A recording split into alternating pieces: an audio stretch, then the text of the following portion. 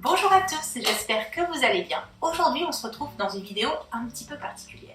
Je suis sûre que vous avez tous entendu de la part de votre entourage « Comment est-ce que tu fais pour supporter ça en tant qu'infirmière? Comment est-ce que tu peux faire des choses comme ça ?» Donc aujourd'hui, je vais partager avec vous les 5 choses qui m'écœurent le plus dans mon métier. Je m'explique. J'adore mon travail, mais je pense qu'on n'est pas préparé avant d'être infirmière à tout ce qu'on va pouvoir sentir, à tout ce qu'on va pouvoir toucher, à tout ce qu'on va pouvoir manipuler, à tout ce qu'on va pouvoir voir d'écœurant, de sale, de malodorant. Du coup, tous les gens dans l'esprit commun, le pire, c'est le caca.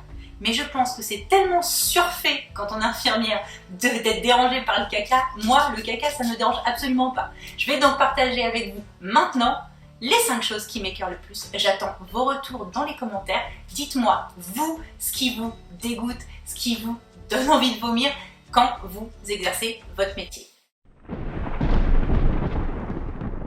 Donc, la première chose qui m'écœure le plus dans mon travail, et c'est le number one, c'est le vomi. Le vomi, je n'y arrive pas, ne serait-ce que quand les gens ont un haut le cœur. J'ai un haut de cœur, quand je les vois vomir, j'ai envie de vomir. Je me suis déjà vue tendre un haricot à un patient et dire à ma collègue tu restes avec lui et sortir dans le couloir pour ne pas le voir ou l'entendre vomir. C'est vraiment quelque chose qui m'écœure au plus haut point. Alors j'avoue que maintenant en libéral, je suis beaucoup moins confrontée à ce problème, Dieu merci. Mais à l'époque, quand j'étais en chirurgie, en post-opératoire avec les produits anesthésiants, les gens qui vomissaient, c'était mon quotidien et c'était une hantise.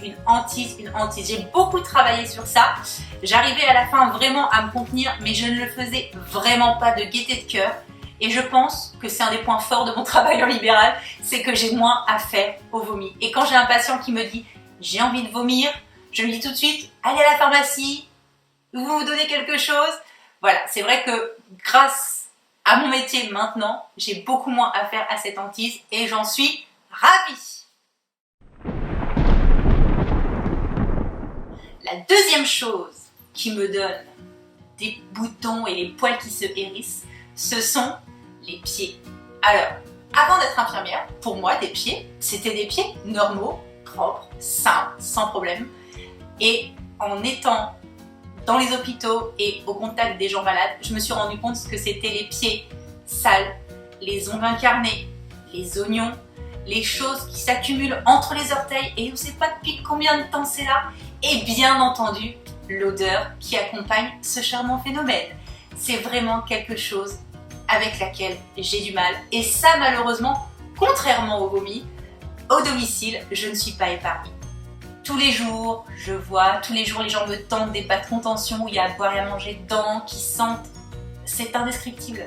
C'est même plus une odeur de pied, tellement ça fait longtemps qu'ils les ont lavés. Donc c'est vrai qu'on se bat avec mes collègues, on lave les pieds, on n'a pas le droit de couper les ongles. Donc du coup, je pense que les pédicures de ma ville n'ont jamais eu autant de travail depuis que je suis installée en libéral, parce que dès que je vois quelque chose qui dépasse, je les appelle pour me sauver de cette situation. C'est vrai que voilà, les pieds, ça reste quand même quelque chose de difficile pour moi.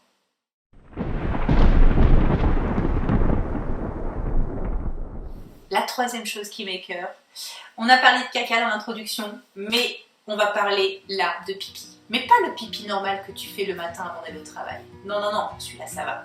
Le pipi infecté, plein de germes, d'échérichia, de je sais pas quoi, de machin, qui déjà visuellement ressemble plus à du lait qu'à de l'urine, et qui a cette odeur qui ne te quitte plus, qui imprègne tes narines, tes cloisons nasales, et tu sens ça toute la journée. Et le patient qui ouvre son petit pot à urine parce qu'il a une infection urinaire, il te dit regardez, c'est pas normal, et là tu prends l'odeur de plein fouet. C'est quelque chose qui reste imprégné dans ma mémoire olfactive pendant longtemps. Et ça, j'avoue, j'ai du mal. Pour vous dire à quel point ça me dérange, quand je sais que les patients ont une infection urinaire et qu'il faut qu'ils fassent pipi dans leur petit pot, on leur donne le petit pot le soir, on leur dit vous faites pipi pour que j'emmène au labo. Je dis aux gens de bien le fermer, de coller eux-mêmes l'étiquette du labo, de mettre leur nom, leur prénom pour pas avoir à le manipuler. Et je leur donne un sac de congélation qui se ferme à zip, comme ça il y a double paroi qui protège de l'odeur. Comme ça je suis sûre que je n'aurai pas à avoir cette odeur dans le nez toute la journée.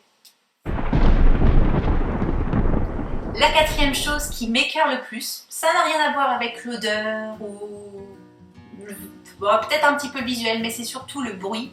C'est, vous savez, les patients qui sont un petit peu pris au niveau des bronches et qui vont chercher ce qui les gêne pour les cracher. En pneumologie, moi j'ai travaillé en médecine de pneumologique pendant longtemps, donc tous les petits gens ont leur petit crachoir.